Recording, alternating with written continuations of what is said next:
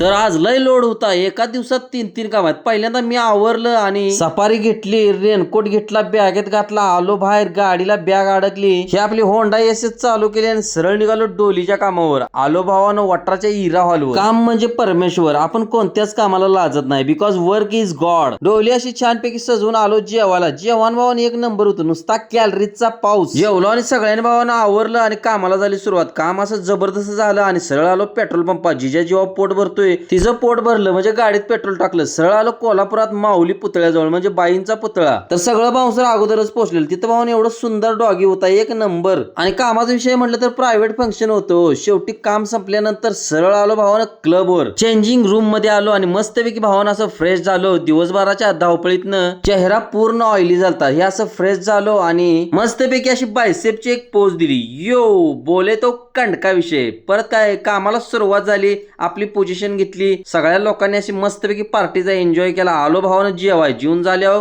परत काय सरळ घराचा रस्ता धरला. सकाळी 8:30ला बाहेर पडलोय, आता घरला निघालोय 1:30 वाजले. रस्त्याला कोण सकट नाही. तर भेटू पुढच्या ब्लॉग मध्ये. व्हिडिओला लाईक करा, चॅनलला सबस्क्राईब करा. धन्यवाद.